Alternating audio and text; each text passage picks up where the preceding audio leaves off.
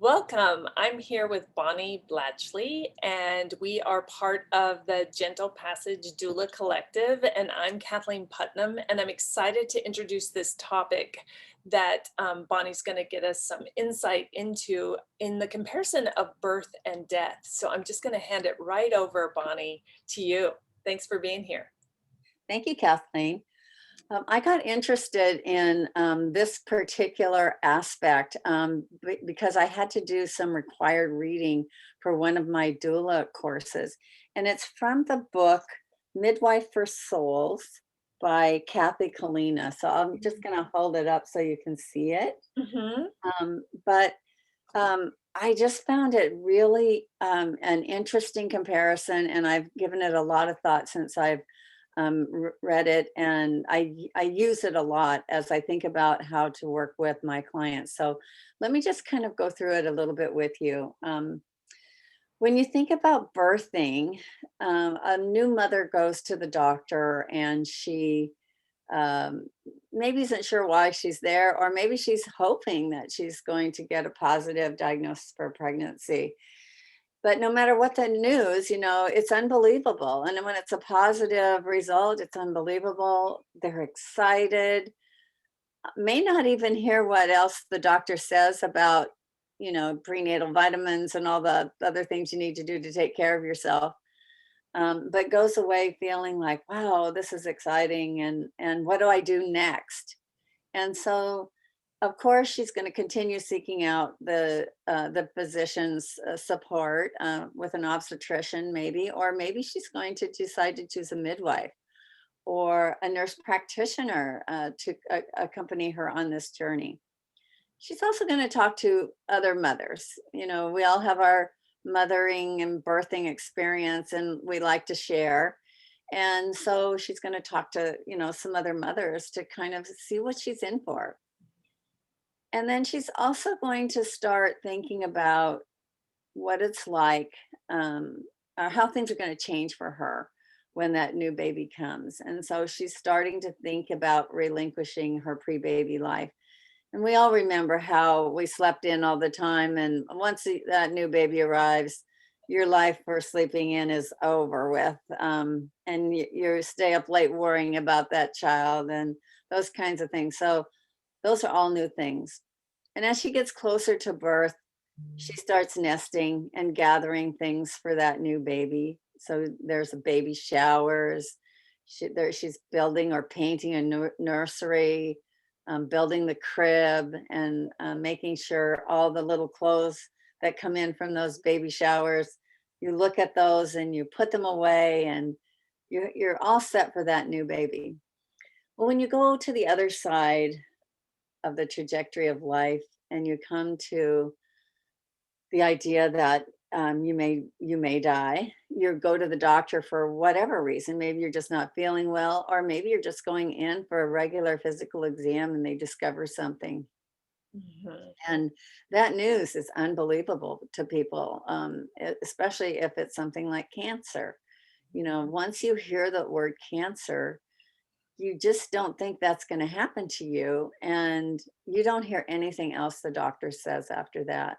So often when I'm working with clients and that's been the news, I tell them that, if you're not ready to hear all the things that you need to do, you need to stop and make another appointment within a week or so to go back and figure out what is the plan.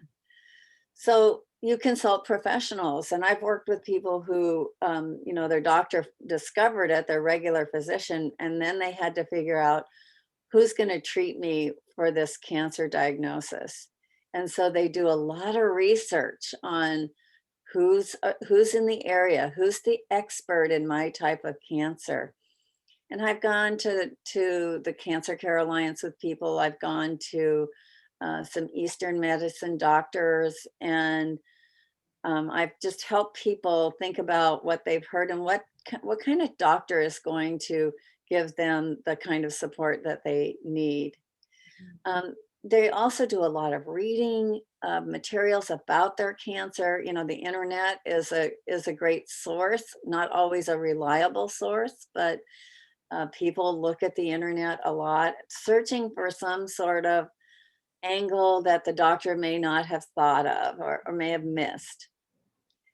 They also start thinking about life review and detaching from the world. And so um, there's a lot of work to be done at the end of life. And this is where probably one of the biggest areas I think that we miss our opportunity to really do a serious life review, looking at all aspects of your life.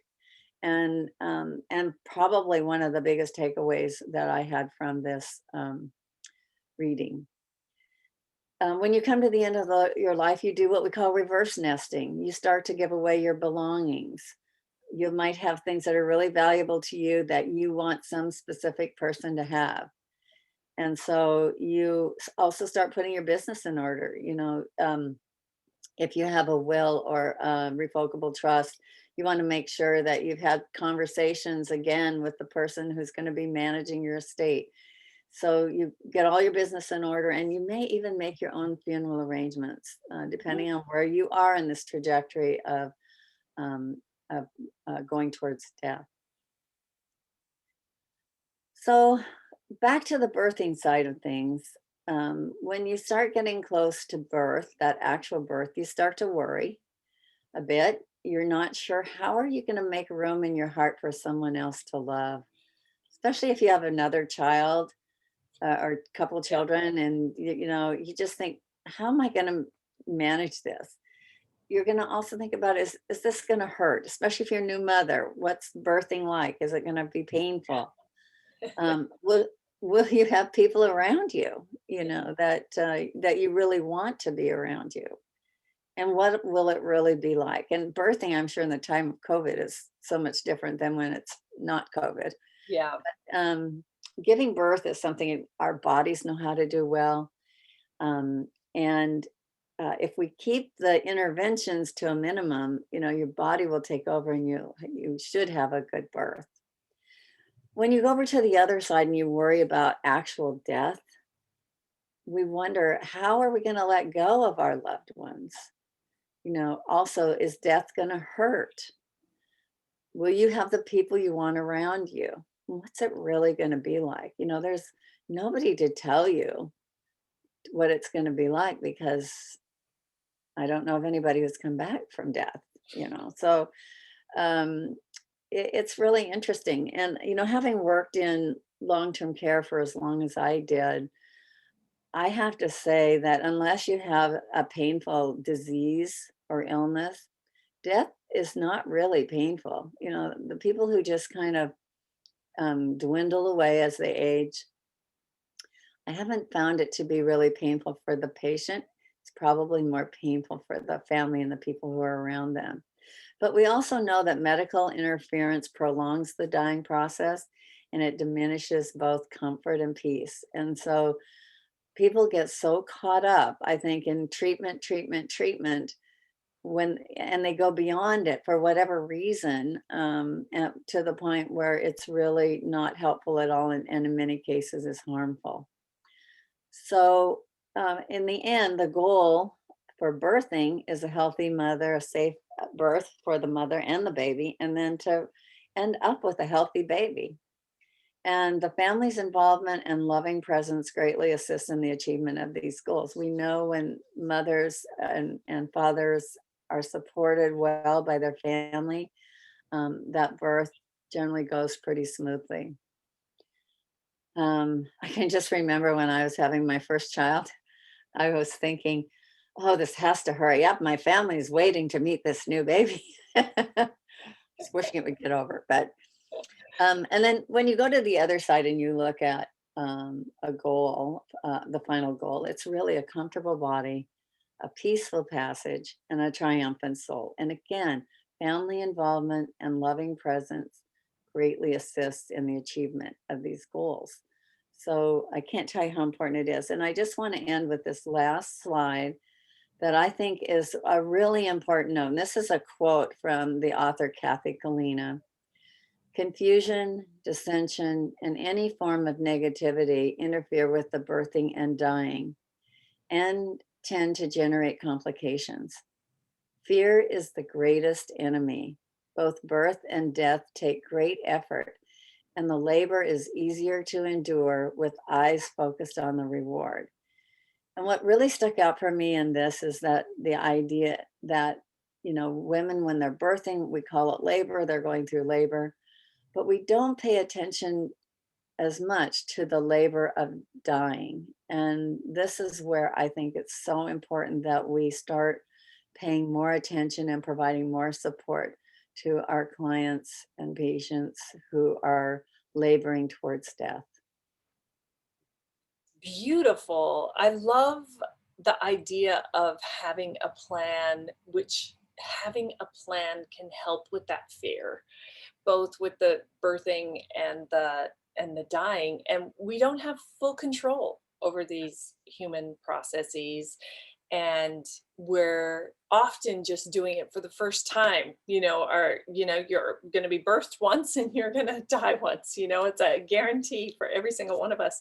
So that idea of having a plan and having those conversations, and what would be the in the best of all worlds, how do you want it to be, so that when you're in the throes of it, you're not making those decisions in a crisis reactive moment as much as possible. Again, you can't you Yeah. can't guarantee it all the time, but working with professionals who can ask all those questions so that you have thought these things through and gotten the support that you need, and that really helps with that fear.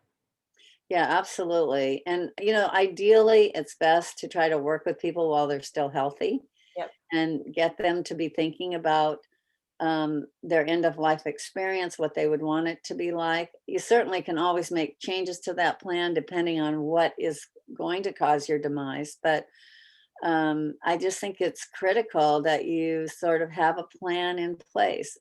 But very often we don't get involved until someone either gets a life limiting diagnosis or a life ending diagnosis.